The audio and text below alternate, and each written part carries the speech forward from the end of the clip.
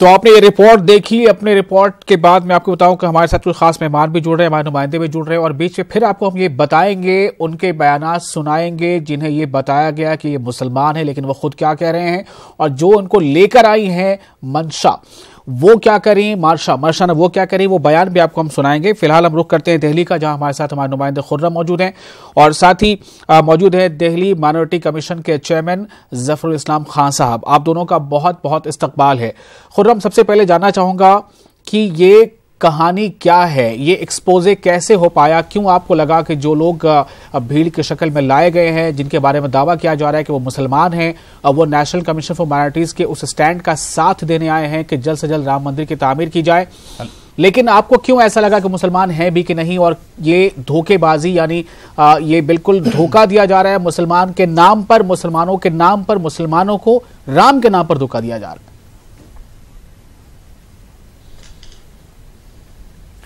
देखिए विशाल, जिस तरह से हमें कहा गया था कि माइनॉरिटी कम्युनिटी के कुछ लोग जो है राम मंदिर की हिमायत करने के लिए आ रहे हैं, वो चाहते हैं कि मुल्क में भाईचारा हो और जो कौमी अक़लियती कमीशन है वो इस तरफ कदम उठाना चाहता है और 14 तारीख को उसकी मीटिंग होगी।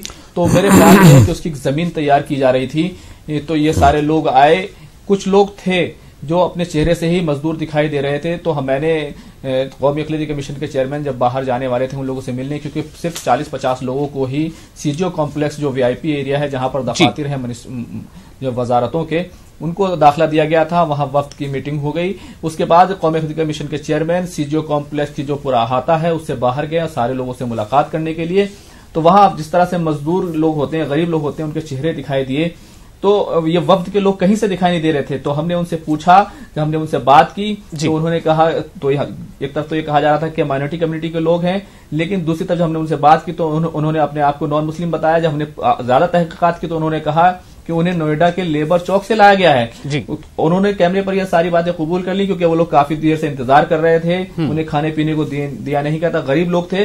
तो ये सारी चीजें जो है खुलकर सामने आ गई कि किस तरह से एक माहौल बनाने की कोशिश की गई। और हम ये नहीं कहते कि कौमी अक़लियती कमीशन किस तरह कदम उठाना चाहता है, वो उसकी नीयत क्या है, लेकिन जो लोग इस तरह, जो लोग ये वफ्द लेकर आए थे, उन्होंने कहीं ना कहीं जो है ये खयानत की। तकरीबन 80 लोगों को नोएडा के लेबर चौक से लेकर आया गया। ये बात खुलकर सामने आ गई और ये झूठ जो है वो कैमरे पर पकड़ा गया। विशाल, चलिए, हम लगातार कोशिश कर रहे हैं कि मर्शा से भी हम बात कर पाए फोन पर, साथ ही गैरुल हसन रिजवी साहब से भी हम बात कर पाए फोन पर, कुछ पूछे उनसे कि आखिर ये क्या है। फिलहाल हम रुख करते हैं जफरुल इस्लाम खान साहब का। जफरुल इस्लाम खान साहब, ये जो मामला है बाबरी मस्जिद राम जन्मभूमि तनाज़ा, ये पूरी तरह से इन दिनों ऐसा लग रहा है कि जहां कहीं आप देखिए, चाहे वो अखबार हो, टेलीविजन हो, हर तरफ और कई तरह के बयानात, कई तरह की चीजें सामने देखने को मिल रही हैं। ये जो ताज़ा मामला है, कल जिस तरह से नेशनल कमीशन फॉर माइनॉरिटीज के चेयरमैन से मिलने के लिए एक वफ्द आया और वफ्द की हकीकत जो रिपोर्ट से पता चल रही है, पहले तो इस पर आपका रिएक्शन क्या, ये जानना चाहूंगा।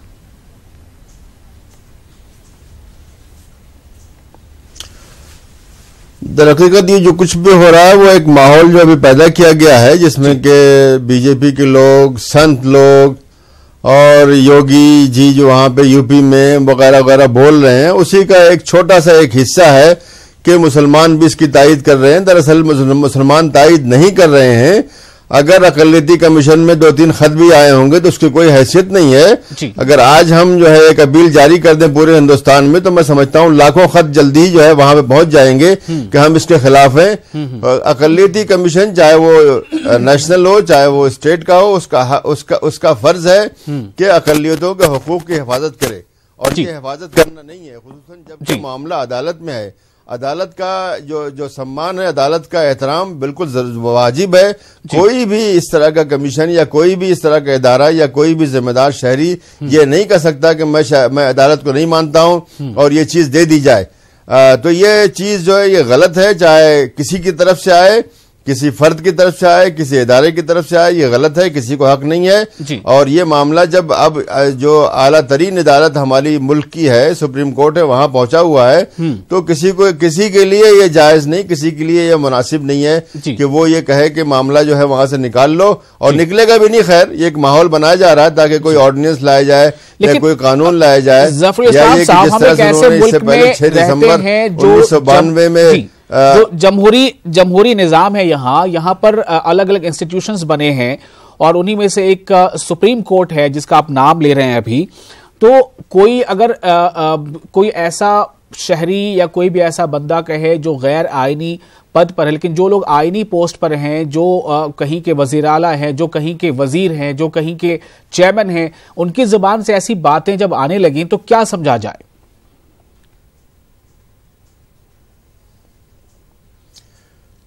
देखिए, गलत है। एक आम शहरी कहता है तब भी गलत है, और अगर एक जिम्मेदार शहरी कहता है जिसने के कसम खाई हुई है, जिसको के एक बड़ी मनसब पर बिठाया गया है, तो वो मजीद गलत हो जाता है।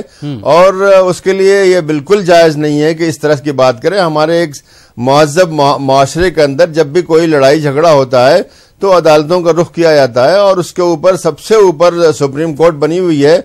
अगर उसका एहतराम खत्म हो जाएगा, जैसे कि बाज लोगों ने शुरू किया कि हम सुप्रीम कोर्ट को नहीं मानते, सुप्रीम कोर्ट कौन बोलने वाली है, सुप्रीम कोर्ट ऐसे फैसले करे जो कि काबिल तनफीस हो, इस तरह की बातें जो है सुप्रीम कोर्ट की हैबत को खत्म करने वाली हैं। अगर सुप्रीम कोर्ट की हैबत खत्म हो जाएगी तो ये मुल्क में जंगल राज हो जाएगा, जो कि बहरहाल ना उनके लिए मुफीद होगा ना दूसरों के लिए मुफीद होगा। इसलिए ऐसी बात बिल्कुल नहीं करनी चाहिए।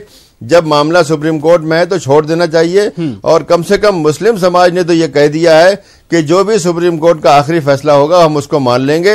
इसी तरह से दूसरे फरीक को भी चाहिए कि वह कह दे कि जो भी फैसला आखिरी फैसला सुप्रीम कोर्ट का आएगा उसको हम मानेंगे। एक महज़ब समाज के अंदर, एक महज़ब मुल्क के अंदर, इस 21st सेंचुरी के अंदर यही एक तरीका है। इसके अलावा कोई भी तरीका वो खिलाफ कानून है, खिलाफ दस्तूर है।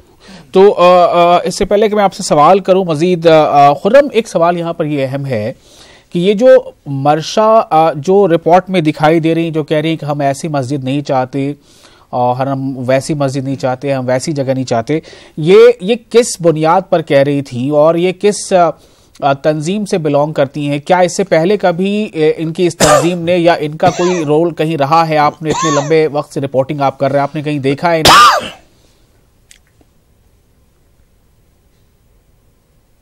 देखिए, जो हमारे पास मालूमात आई हैं उसके मुताबिक ये माइनॉरिटी डेवलपमेंट ऑफ इंडिया की जो है अपने आप को सदर बताती हैं, और इन्होंने अपना एक विजिटिंग कार्ड भी हमको दिया था। नोएडा से ताल्लुक बताती हैं, अपना नोएडा में कहीं पर रहती हैं, लेकिन जहां तक तंजीम का ताल्लुक है या मरशा का ताल्लुक है, वो मुसलमानों के किसी भी मामले को लेकर के या दिल्ली की किसी सरगर्मी को लेकर के आज तक मेरी मुलाकात उनसे नहीं हुई है। और पहली बार हमने देखा कि एक बहुत ही यंग लेडी जो है वो एक बहुत बड़े मजमे को, जो तकरीबन 200 अफराद पर मुश्तमिल था, उसको डेलीगेशन बताया जा रहा था, वो जो है वो लीड कर रही थी। उनके साथ कुछ और लोग भी थे और कुछ मुस्लिम चेहरे भी वहां पर हमको दिखाई दिए। लेकिन जिस तरह से डेलीगेशन की कौमी अक़लियत कमीशन के चेयरमैन से बात हुई तो वहां पर ज्यादातर लोग ये चाहते थे कि उनका तहफ़्फ़ुज़ किया जाए, और उसके बाद फिर इस चीज को, इस बात का रुख दिया गया कि हमें वो मस्जिद नहीं चाहिए जो भाईचारे की कुर्बानी मांगते हो, और ये दलील भी दी गई अगर वहां पर मस्जिद नहीं बन सकती है तो वहां पर मंदिर बन जाए। इस तरह की बातें वहां पर की जा रही थी। हालांकि आपको रोकना चाहूंगा, गैरुल हसन रिजवी साहब से कोशिश चल रही है हमारी, उनसे फोन पर हम कुछ रिएक्शन ले पाए। गैरुल हसन रिजवी जो नेशनल कमीशन फॉर माइनॉरिटीज के चेयरमैन है, उनको फोन लगाया गया है ताकि इस बारे में। गैरुल साहब, आपको आवाज मिल रही है? जी, मिल रही है। जी, बहुत बहुत इस्तकबाल है आपका। गैरुल हसन रिजवी साहब हमारे साथ जुड़ चुके हैं। गैरुल हसन रिजवी साहब, ये जो एक आपने बयान दिया था कुछ दिनों पहले के मंदिर जो है वो उस जगह पर बने जहां पर अक्सरियत चाहती है, जबकि ये आपको भी मालूम है कि ये मामला अदालत में है, और कल ही एक रोज कबल ये मामला आया कि आपसे मिलने काफी लोग आए और वो चाहते हैं कि वो तमाम के तमाम मुसलमान हैं, वो चाहते हैं कि आपकी बात की तायीद करें। क्या है इसके बारे में जानकारी पूरी? देखिए, ऐसा है कि तमाम लोग मुझसे लगातार इधर मिल रहे हैं जब से दोबारा ये राम जन्मभूमि मामला और अयोध्या वाला मसला उठा है दोबारा से जी। तो इस मसले ये मसला जब उठता है जब समाज में तनाजा बढ़ता है, यानी हिंदू और मुसलमानों के बीच में तनाव होता है, तो उसको देखते हुए मुस्लिम समाज के लोग मिल रहे हैं। और उन्होंने कहा कि अगर इसका फैसला या तो अदालत से जल्द हो जाए, उनका कहने का मतलब है अदालत से जल्द हो जाए, अदरवाइज अगर अदालत में देर लग रही है तो आपसी सहमत से हो जाए। उनका ये भी कहना था कि कल आपसे कौन लोग मिलने आए थे और कौन इन लोगों को लेकर आया था? कल हमसे माइनॉरिटी डेवलपमेंट ऑफ इंडिया एक ऑर्गेनाइजेशन है। कहाँ का ऑर्गेनाइजेशन है ये? दिल्ली का है। दिल्ली का है। ये रजिस्टर्ड है कहीं? ये सरकारी है या प्राइवेट है? नहीं, सरकारी नहीं है, प्राइवेट है और एनजीओ है। और माइनॉरिटी डेवलपमेंट ऑफ इंडिया जो है वो माइनॉरिटीज के लिए काम करता है, उनकी बहबूदी के लिए, उनके उत्थान के लिए। चलिए, हमने अपने रिपोर्टर से पूछा, उनका कहना है कि इससे पहले आज तक कभी किसी भी मामले में इस नाम की कोई तंजीम सामने नहीं आई, ना इस नाम का कोई चेयरमैन सामने आया। बहरहाल आप अपनी बात कहिए। जी, तो मैं कमीशन का चेयरपर्सन के नाते जो मुझसे मिलने आएगा मैं उससे मिलूंगा। वो जो अपना तंजीम बताएगा, मैं उसका हर आदमी की इतनी पूछताछ तो नहीं कर सकता। मैं तो यहाँ बैठा हूँ, हर छोटा बड़ा कैसा भी आदमी होगा उससे मेरा मिलना काम है। अगर मुझसे मिलने आता है तो मेरी जिम्मेदारी है। जी, तो उन लोगों ने क्या कहा आपसे? कल आपसे मिलने आया था जो वफ्द की शक्ल में जो लोग आए थे, क्या कहा उन्होंने? वो लोग ये चाहते हैं कि हर हाल में देश में तनाजा इस मामले को खत्म होना चाहिए। जो पूरे देश में तनाव का माहौल पैदा हो रहा है, उस माहौल को खत्म किया जाना चाहिए। लेकिन तनाव अभी सबरीमाला मामले को लेकर के भी चल रहा है, तो क्या सुप्रीम कोर्ट जो है अपना फैसला वापस ले ले? क्या सुप्रीम कोर्ट या बड़ी अदालतें जो है वो बंद कर दी जाए? क्या कहना चाहते हैं लोग, या आप क्या कहना चाहते हैं? मामला जब कोर्ट में है तो फिर कोर्ट के फैसले का इंतजार क्यों नहीं? मैं जो कह रहा हूं कि उसको लेकर के तनाव चल रहा ठीक है, लेकिन वो एक पर्टिकुलर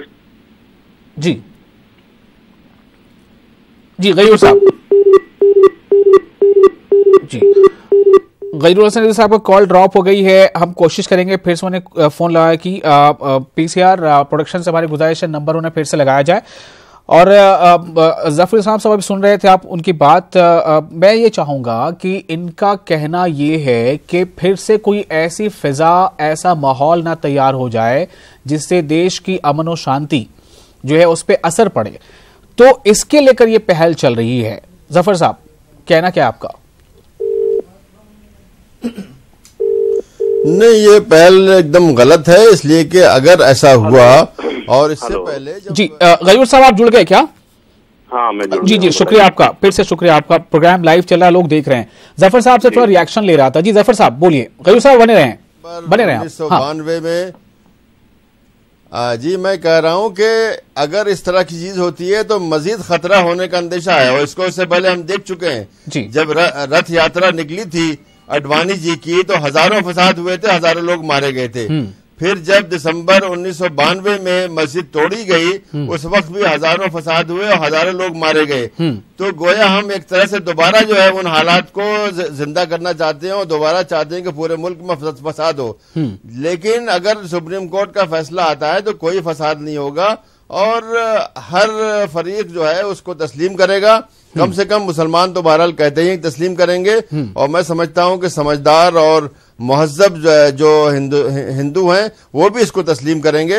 इसलिए सुप्रीम कोर्ट का फैसले का इंतजार करना चाहिए, और ये एक महजब समाज का एक निशानी है कि वो आला जो अदालतें हैं उनको तस्लीम भी करता है और उनके फैसले के सामने अगरचे वो उसके नजदीक गलत भी हो तब भी उसको तस्लीम करता है। जी गयूरुल हसन रिजवी साहब भी उनका भी जो मकसद है वो गालिबन यही है कि मुल्क की फिजा जो है वो खराब ना हो और इससे जो मुल्क के शहरी उस पर किसी तरह की कोई परेशानी उनके सामने खड़ी ना हो।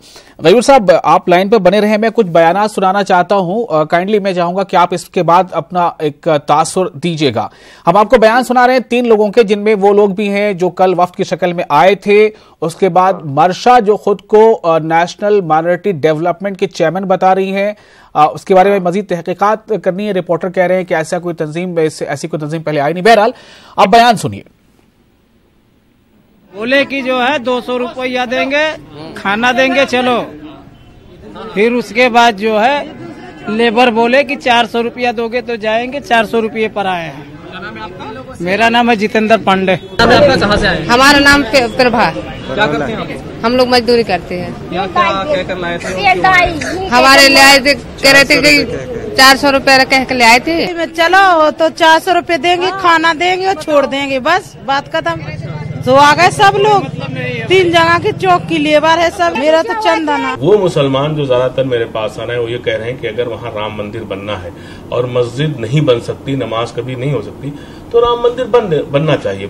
ये चाहते हैं कि वहाँ राम मंदिर बन जाए और हमेशा के लिए इस तरह का मामला खत्म हो जाए। क्योंकि माइनॉरिटी कमीशन के पास लोग आए हैं, माइनॉरिटी कमीशन ने इस पर संज्ञान लिया है, इसलिए अब हम मिलेंगे, एक बार हम कोशिश करेंगे। हमें किसी भी लड़ाई झगड़े के ऊपर बाबरी मस्जिद नहीं चाहिए। हमें किसी भी भाईचारे की कुर्बानी देके एक ऐसी इबादत की जगह नहीं चाहिए जिसके बाहर हमेशा कुछ ना कुछ लगा रहता है। पहली बार शायद ये मुस्लिम्स एक बार उठ के आपके पास आए हैं ये बोलने के लिए कि ये चीज़ हम भी चाहते हैं कि अच्छी तरीके से सॉल्व हो। ना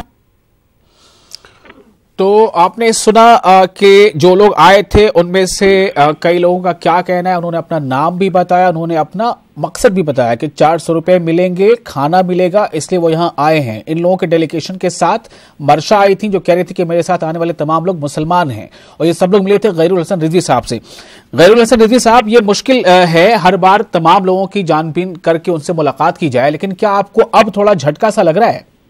जरूर झटका लगा है और मुझे बड़ा ताज्जुब और बड़ा अफसोस हो रहा है कि अगर कोई इस तरह का ऑर्गेनाइजेशन मिलने आता है और वो अपने साथ जो लोगों को लाता है वो गैर मजहब के और पैसा देके लाता है, तो ये मेरे लिए जरूर तशवीशनाक है। और अगली बार आइंदा से मैं कोई तरह का ऑर्गेनाइजेशन आएगा तो मैं जरूर उसकी छानबीन करके ही मिलूंगा इस मसले पर, क्योंकि इस तरह का नहीं होना चाहिए। ये तो एक समाज के साथ धोखा है, कौम के साथ धोखा है, बल्कि कमीशन को भी एक तरह से अंधेरे में रखने की बात है।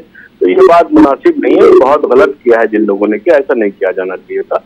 और कमीशन के नाते मेरी मजबूरी है कि जो आ गया वो बता रहा है कि मैं फला हूँ, मैं मिल रहा हूँ, तो मेरी मजबूरी होती है मिलना। नहीं तो कल ये लोग कहेंगे कमीशन के लोग साहब मिलते नहीं, 10% मिलते नहीं, हमारी परेशानी नहीं सुनते, हमारी बात नहीं सुनते। तो मेरे लिए इतना छानबीन करना मुश्किल है। लेकिन अब इस बात से मैं जरूर एक तरह से वो रहूंगा कि भाई इस तरह के अगर कभी लोग आते हैं मेरे पास तो जरूर थोड़ा बहुत तो छानबीन करूंगा कि ये लोग गलत हैं या सही हैं या कौन लोग हैं, इनके पीछे कौन लोग हैं, ये एक बार मैं जरूर कोशिश करूंगा आइंदा। जी गैरुल हसन साहब, आपने जो मकसद बताया था बेशक वो मकसद बहुत अहम है और उस मकसद के हुसूल तक हमें जैसा अभी कह रहे हैं जफर इस्लाम खान साहब की हमें मैं एक मिनट मैं आपसे 2 बात कहना चाहता हूँ। मैंने सुन ली उनकी बात, देखिए 2 बात बताइए। जो साहब बोल रहे थे बहुत अच्छी बात कर रहे थे। सबका ये कहना है कि ये जो बड़ी अदालत में है, माननीय उच्च न्यायालय में, सुप्रीम कोर्ट में है, वहां से हल हो जाए तो बहुत अच्छा है।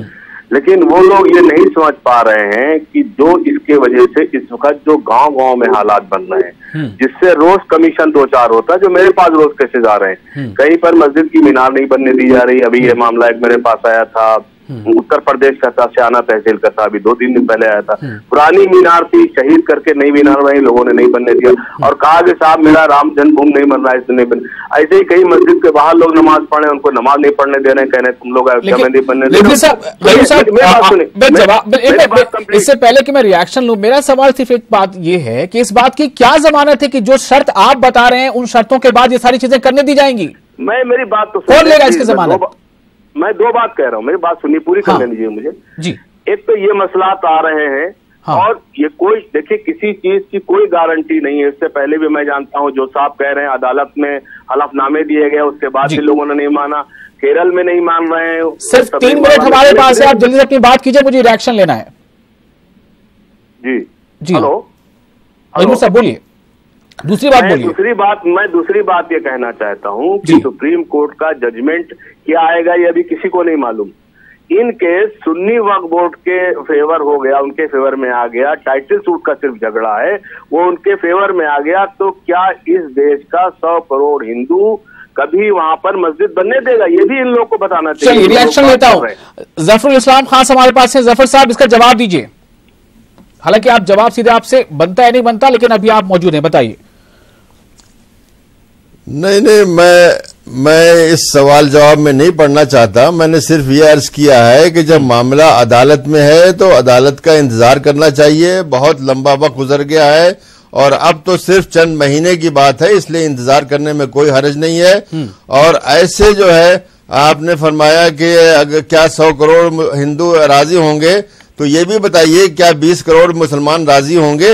ये भी मामला है। लेकिन जब अदालत से फैसला आएगा, आला तरीन अदालत से फैसला आएगा, तो यकीनन सब लोगों को मान लेना चाहिए और मसला वहीं खत्म हो जाएगा।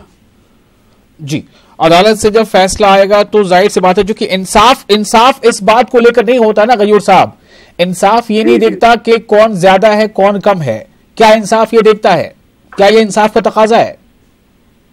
आप ठीक कह रहे हैं, लेकिन जो हकीकत है उससे मुंह नहीं होना चाहिए। तो हकीकत जो है, क्या ये कोर्ट को नहीं मालूम है हकीकत? मेरी बात सुनिए, हकीकत एक मस्जिद का मसला है, टाइटल सूट का, जहां 49 से नमाज नहीं हो रही। और हकीकत यह है कि हिंदुओं की सबसे बड़ा आस्था का केंद्र है अब्दा। तो इन दोनों में फर्क किया जाना चाहिए। नहीं तो दूसरे फरीक है उसका आस्था नहीं है क्या?